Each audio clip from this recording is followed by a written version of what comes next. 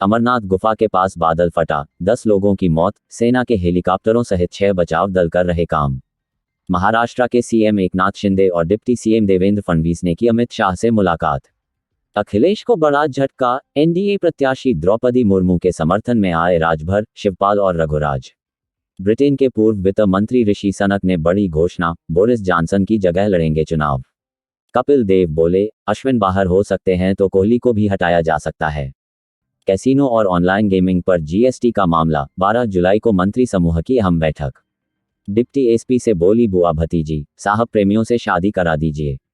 UP में 11 से 17 अगस्त तक मनेगा स्वतंत्रता सप्ताह, 3 करोड़ से ज्यादा घरों में लहराएगा तिरंगा। अक्षय कुमार की कैप्सूल गिल से फर्स्ट लुक हुआ लीक, बने हैं सरदार। भारत और जापान रिश्तों में नए युग के प्रणेता थे शिंजो आबे, क्वाड के गठन में निभाई थी अहम भूमिका। वाराणसी में दशाश्वमेध